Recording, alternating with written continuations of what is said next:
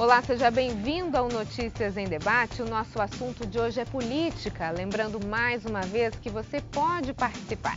Envie sua pergunta por vídeo gravado na horizontal para o nosso Facebook TVB Band. Aliás, lá você também encontra todos os assuntos que vão ser discutidos e gravados durante a semana. Participe com a gente, seja um cidadão ativo. E o nosso bate-papo de hoje é com o deputado estadual do Patriota, Paulo Correia Júnior. Boa noite, deputado, bem-vindo. Boa noite, bem-vindo. É um prazer poder participar desse programa, sempre trazendo aí as melhores notícias da Baixada Santista, e muito obrigado pelo convite. Eu queria começar esse bloco, a gente fazendo um balanço, então, do seu trabalho ao longo de todo esse mandato. Tem sido intenso o nosso trabalho, né? A Assembleia Legislativa, ela é uma casa um pouco que distante da população em nível de informação. Acho que os trabalhos, como são morosos, a questão burocrática que tem a casa, você acaba não estando tanto em evidência como acontece na Câmara Federal. Mas nós temos diversos trabalhos, a gente tem trabalhos voltados na apresentação dos projetos. Hoje eu presido a Comissão de Assuntos Metropolitanos e Municípios da Assembleia Legislativa, é uma comissão importante que trata de assuntos das regiões metropolitanas, como a nossa é a primeira do estado e com certeza uma referência, a gente tem bastante atuação. Temos também a participação na Comissão de Assuntos Desportivos, que eu creio que é uma vertente importante no governo do estado para você incentivar as questões do esporte na nossa região e debater e trazer ideias e projetos voltados a isso. Fora isso, a questão a questão social, que é uma bandeira do nosso mandato. Nós participamos ali da CPI do crack, que foi de grande valia. Nós pudemos aí apurar tudo que o governo tem feito a favor e o que falta fazer. E agora entramos com um pedido de CPI para apurar a exploração sexual infanto-juvenil. Então são diversos trabalhos, né? Assim como a Frente Parlamentar, que eu sou coordenador, que trata da questão da segurança e prevenção a acidentes do Porto de Santos. Tivemos uma grande conquista quando, pela primeira vez, nós conseguimos, pós-acidentes que ocorreram nos portos, aqui no Porto de Santos, nós trouxemos a Assembleia Legislativa itinerante. Foi a primeira vez que a Assembleia se deslocou, fez a sua sessão na Câmara de Santos, e foi no dia de Brás Cubas. Tivemos aí praticamente 18 deputados que vieram de suas regiões, e aqui então aprovamos o projeto que criava a Cartilha Verde, a Cartilha do Porto, para prevenções na área através do meio ambiente, que era a única forma que a gente tinha como debater a questão dos acidentes dos portos. É muito importante isso. Então, assim, são coisas pontuais que eu estou lembrando que fizeram a diferença e a atuação nossa de frente no mandato. A gente vai discorrer depois um pouco melhor cada um desses pontos que o senhor mencionou. Eu só gostaria de dar um pouco mais de atenção agora para a questão das eleições, principalmente ao governo do estado. Em relação ao governo do estado, o senhor vai seguir uma decisão partidária ou pretende dar o seu apoio ao vice-governador, que daqui a pouco, a partir de abril, é o governador do estado, Márcio França? Eu vejo assim que se o partido tivesse um candidato próprio, é natural que a minha tendência, como presidente estadual, era apoiar um candidato do partido. Como o partido não tem um candidato ao governo do estado e nem se debateu esta questão até hoje, eu tenho a minha convicção plena e tenho a minha sugestão e preferência, independentemente do que seja discutido. Porque quando você fala em partido, partido já é uma coisa que se diz por si só, é partido, né? Eu tenho a minha preferência, tenho a minha convicção do que é o melhor para o meu estado, o que é o melhor para a minha região. É o governador, o que será governador a partir do dia 7 de abril, Márcio França. Márcio França vem como candidato à reeleição e eu, particularmente, já tomei a minha decisão e farei todo o esforço necessário para que o meu partido, em nível estadual, caminhe com o governador Márcio França para a sua reeleição. Eu acho que é um momento histórico.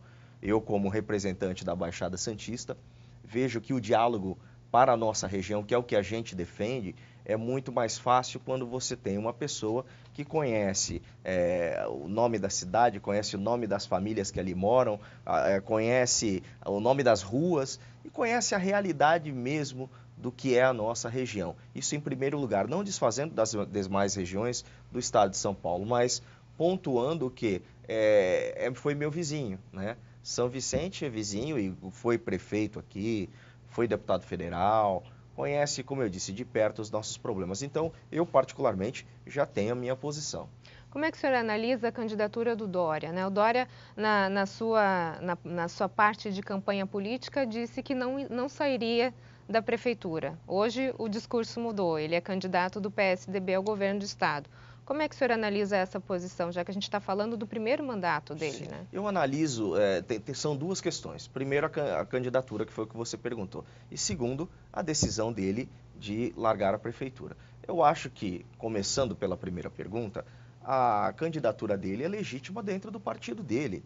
O partido escolheu, pelas prévias, que eu vi 80% de pessoas do partido favoráveis, né? Favoráveis à candidatura dele. Isso é uma questão interna partidária, é uma candidatura legítima que vai ser colocado as questões de como pensa, o que o PSDB apresenta como sugestão para o governo. É legítimo isso. Agora, a questão de renunciar à prefeitura e uma pessoa que se dizia que não era político, e de repente é um gestor. Aprendeu rapidamente, né? Como é que funciona lá Aprendeu, dentro. mas aprendeu da maneira errada. Né? Eu acho que a população, a gente tem que respeitar o eleitor, respeitar a população, e se é para aprender a ser político, vamos aprender da maneira certa. Eu acho que é um desrespeito com o eleitor quando você larga o mandato de um ano apenas e para disputar um governo do estado. Isso é mais que uma ambição política. Então isso eu digo como pessoa, a posição de largar a prefeitura e trair o eleitor. É assim que eu vejo esta posição. Mas quanto à candidatura do partido em si, ela é legítima. Se o partido escolheu o Dória, que resolveu largar a prefeitura, que traiu o eleitor para, quem sabe, disputar o estado, e quem sabe amanhã não tem uma outra decisão, é o partido que tem a sua legitimidade para defender as suas bandeiras. Agora, eu não faria isso. Eu, particularmente, como digo, eu sou político, não venho de família de políticos, né? Não sou o gestor, mas eu me considero político porque há 20 anos eu milito na questão política, mesmo não exercendo cargo público. Então, como eu disse, eu não venho de família de políticos, mas sou político, diferentemente do Dória, que se colocava como um gestor e não um político, e agora está fazendo a política, creio eu, que de uma maneira equivocada. Pode se machucar. Pois é, bastante, né? Só para a gente encerrar esse assunto das eleições, deputado, o senhor teria mais ou menos como nos dar um retrato do que pode ser essa corrida eleitoral agora? Já está se definindo mais ou menos o quadro, né? Já se sabe Márcio França, Dória, tem alguns outros candidatos. Como é que o senhor espera e aguarda essas eleições? Eu espero com boas expectativas. Eu creio que a continuidade do trabalho que o governador Geraldo Alckmin fez foi, claro que um trabalho com o apoio do vice-governador Márcio França. E dá essa continuidade. Eu creio que se aconteceram alguns erros no governo, que é natural, mas vejo que tem muito mais acertos do que erros, acho que chegou a hora do próprio vice-governador analisar como esses erros ocorreram, tratar de ouvir as bases, as suas necessidades. Tem aí a Polícia Militar, que é um assunto importante que precisa ser ouvido, precisa ser mexido no salário. Teve um aumento, um reajuste mínimo agora, mas que não é o suficiente para o que os nossos heróis enfrentam nas ruas. Ouvir a classe dos professores, que também acho que foi um erro, foi deixado um pouco de lado essa questão de debater, dar valorização, o valor ao professor que ele tanto precisa, a questão de fechamento das escolas. Eu acho que tem alguns assuntos, né, que a gente pode debater com o Márcio França e a gente, dentro da continuidade do governo Geraldo Alckmin, analisar e transformar aquilo que ainda tem de pendência. Eu acho que isso cabe ao Márcio. As expectativas que eu tenho, é claro que, como eu já me posicionei aqui, é que o Márcio tenha essa oportunidade para 4 anos ajustar o que faltou no governo Geraldo Alckmin. Okay. No próximo bloco a gente continua a falar sobre política na cidade de Santos e no estado de São Paulo. Nós voltamos em instantes. Até já. Notícias em Debate está de volta. O nosso assunto de hoje é política e a gente conversa com o deputado estadual Paulo Correia Júnior. Deputado, eu queria começar agora esse bloco com um assunto até um pouco delicado, que é a questão de um escândalo, entre aspas, que o Diário do Litoral publicou no dia 8 de fevereiro, onde o Ministério Público investiga a troca irregular de funcionários da Câmara, da Prefeitura de Santos e da Assembleia Legislativa de São Paulo. E, especificamente, a investigada é a ex-assessora parlamentar Érica Roberta Pimentel Alves Correia, sua ex-esposa. O que o senhor pode falar sobre esse caso? Eu acho que é o seguinte, quando você está fazendo um trabalho de excelência, né? Ela, inclusive, é minha ex-esposa, né? Quando você faz um trabalho de excelência e você começa a aparecer com seus projetos, você tem sempre uma perseguição. Então, não existe troca, porque a denúncia que foi feita foi a questão de nepotismo. E quando nepotismo é quando você tem um familiar seu com outro familiar do então vereador, no caso, né, do vereador Adilson. Não existiu isso. Esta foi a denúncia. E a denúncia deste lado era que seria funcionária fantasma. Olha só, ela tinha acabado de ganhar um bebê, estava em licença maternidade, quando foi feita a denúncia, porque não aparecia na Câmara, né? Então, assim, é uma maldade, né, de alguém fazer isso com uma pessoa que tinha acabado de ter um bebê, né, estava em licença maternidade e, de repente, porque não via essa pessoa no período em que estava com atestado de licença maternidade, falar que não aparecia na Câmara. Então, eu acho isso uma injustiça. Eu acho que, na verdade, foi mais para atacar a nossa questão do mandato e tal, já que a gente tem uma ficha limpa, que você tem uma conduta ilibada. Então, eu vejo que isso foi uma maldade, porque, inclusive, foi uma denúncia de uma pessoa praticamente anônima, né, que fez isso. Quanto ao assessor que estava lotado no meu gabinete, o Oswaldo Neves, né? O Oswaldo fez um trabalho bacana para mim, era uma pessoa muito prestativa. E é claro que eu sou o único deputado da cidade de Santos, que representa a cidade de Santos, eu sou o único. E o Oswaldo sempre atendeu as questões da Câmara, dos vereadores. O Oswaldo sempre apareceu nas sessões, me passava relatório. E é inegável a minha relação política com o vereador Adilson. Nós sempre estivemos no mesmo grupo político. E é natural que as demandas do gabinete dele sempre estiveram ligadas às demandas do meu gabinete e as do meu gabinete da mesma forma com o dele. De nenhuma forma o senhor caracteriza isso como uma troca de favores? Não, eu acredito como parceria política, né? Imagina, não só no gabinete do vereador Adilson, como o Oswaldo ia no gabinete do vereador Rui de Rosses, no vereador Augusto Duarte, no vereador Carabina, todos os vereadores que têm relação comigo. Ou seja, a Câmara de Santos, por eu ser de Santos, nós temos uma relação de trabalho, de pedidos e de demandas constantes no nosso gabinete. Então eu vejo isso que foi uma maldade de quem quis fazer uma bagunça, talvez com um trabalho tão sério que a gente faz, para querer, no momento de fragilidade, você é mulher, você sabe disso, no momento em que a pessoa está em licença maternidade, com todos os direitos pela lei, dizer que é uma funcionária fantasma, porque não está vendo na Câmara no exato momento em que está de licença. Então, eu acho que foi uma maldade, mas eu já me manifestei, né, através da Assembleia Legislativa, que foi a Assembleia que foi acionada, pediram a minha explicação, eu expliquei, foi arquivado, inclusive, na Assembleia Legislativa, e agora eu acho que estão fazendo aqui embaixo com o vereador e com a Érica. Mas a gente está sempre à disposição para explicar da minha forma os relatórios que tem do Oswaldo. Eu acho que foi uma tremenda maldade que fizeram com a gente. Conclusão da história, ela foi exonerada e o Oswaldo Neves passou para um cargo da prefeitura, é isso? Não, na verdade, o que aconteceu? O Oswaldo continuou trabalhando comigo.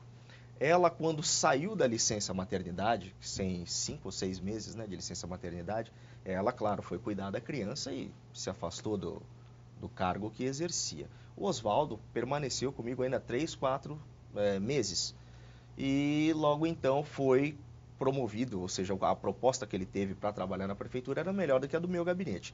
E certamente ele foi trabalhar na prefeitura e não na Câmara Municipal, como Sim. era dito antes. Ele foi para a prefeitura e é um amigo que ainda a gente tem relacionamento. Ele, quando pode, dentro do seu horário de folga, de trabalho, sempre está presente, prestigiando os nossos eventos. E eu espero que ele tenha sucesso aí no trabalho que exerce na prefeitura.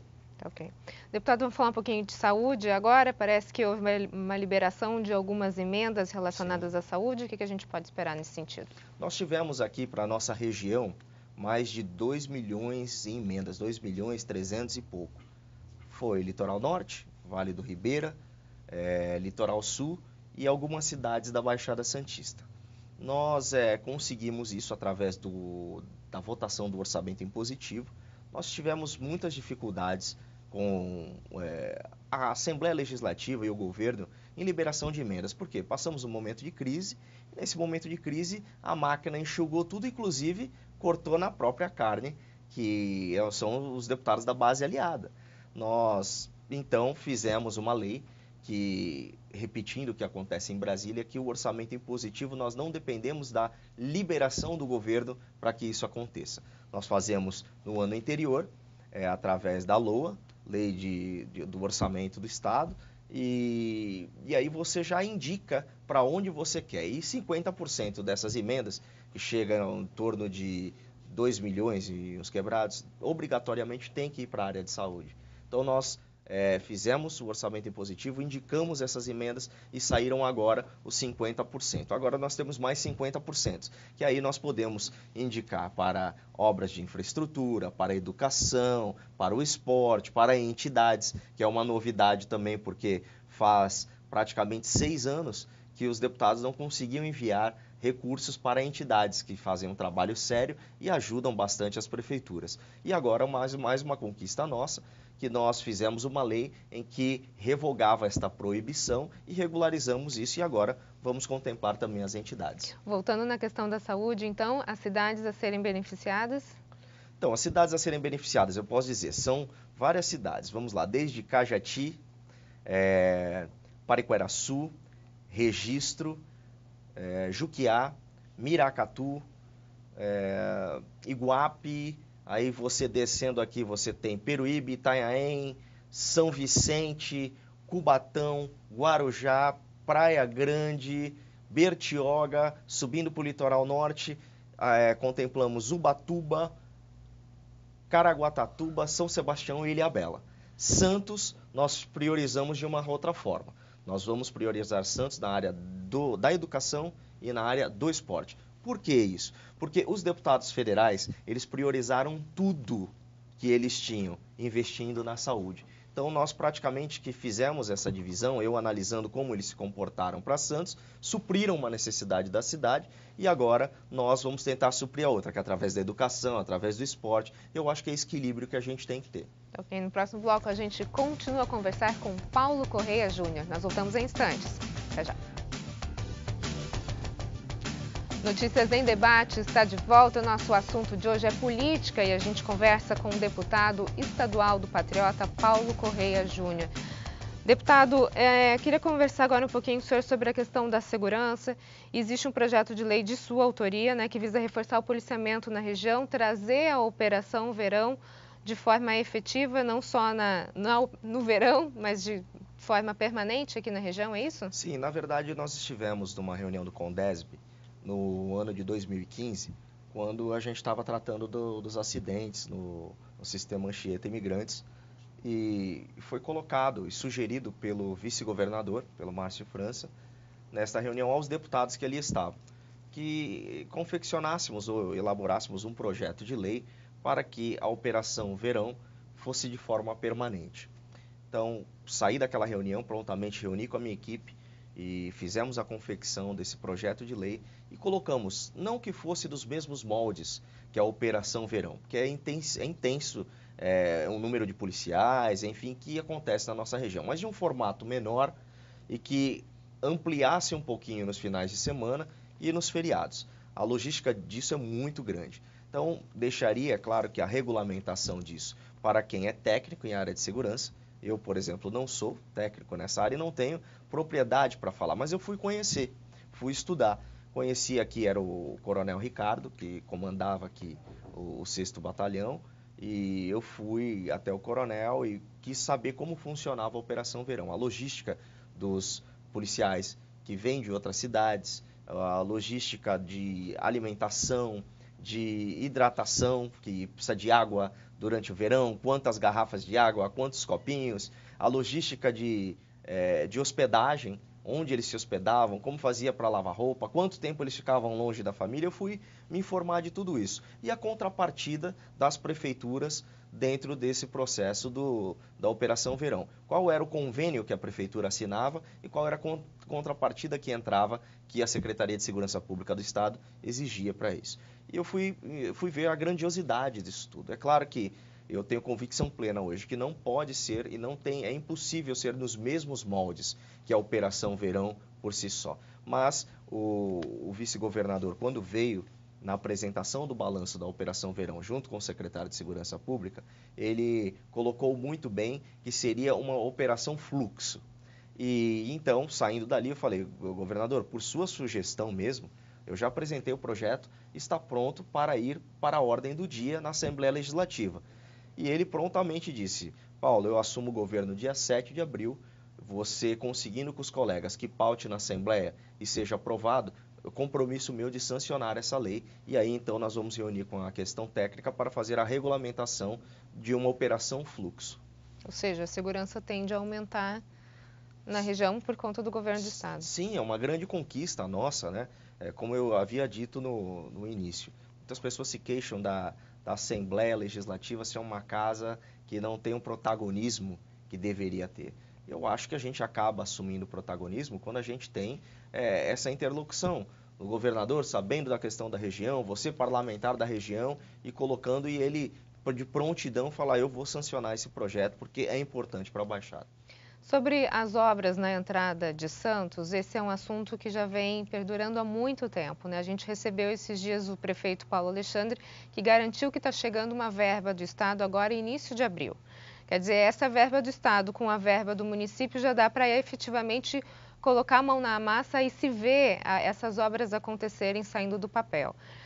O senhor acha que se de repente, por algum motivo, isso não for liberado ainda no governo de Geraldo Alckmin, será que Márcio França, por conta dessa disputa de PSDB e Dória agora no meio do caminho, pode barrar isso? Eu não vejo porque não depende da questão da Assembleia, por exemplo, de aprovar o projeto, de aprovar o convênio, aprovar um empréstimo. Não existe nada disso pela Assembleia. É única e exclusiva decisão do governo.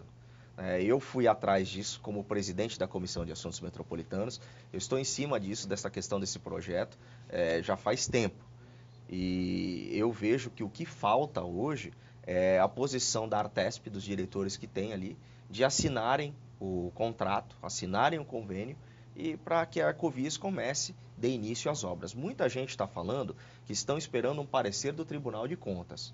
Eu estive no Tribunal de Contas com a Comissão de Assuntos Metropolitanos da Assembleia Legislativa, junto com o presidente. E o presidente me garantiu, Paulo, na verdade a questão não é um parecer do Tribunal de Contas, porque o parecer que eles estão esperando nós é de uma outra região, de uma outra obra, que não necessariamente quer dizer que será igual para essa questão da obra da entrada de Santos. Então, eles estão colocando a culpa aqui no Tribunal de Contas do Estado, quando na verdade não existe. O que falta é vontade dos diretores da Artesp assinarem, porque tem uma preocupação, porque se alguma coisa der errado, eles respondem com seus próprios bens, enfim. Então, a indicação é indicação de confiança. Com o novo governo, eu creio que o governador, o futuro governador, colocará pessoas da confiança dele e que confiam nele também e que confiam, estão ali para que as obras tenham um bom andamento e que a região seja atendida. Então eu vejo que nós vamos fazer todo o esforço possível para que isso saia também, porque é uma luta que a gente vem fazendo há mais de um ano, né, em cima disso. Fora o prefeito Paulo Alexandre, que tem também ido semana sim, semana não, no Tribunal de Contas, porque se essa é a desculpa que Sim. os diretores da Artesp estão dando, então que saia esse parecer de uma outra região. Com certeza estava para sair o parecer, mas, repito, isso não é parâmetro, isso não é o fator principal para que essa obra saia. Tenho certeza que com a mudança de governo, nós precisamos dar essa resposta para a Baixada, nós precisamos, como parlamentares, trazer aquilo que a população necessita, porque com isso acabaremos com muitos problemas também de enchentes, porque está ligada às obras de macrodrenagem e microdrenagem quando fizer essa questão da entrada. Então, eu tenho certeza que é uma grande solução para a população. Ok, deputado, muito obrigada pelas suas informações. Obrigado você, obrigado pela participação e parabéns aos nossos telespectadores. Notícias em Debate fica por aqui. Uma ótima noite para você. Até mais.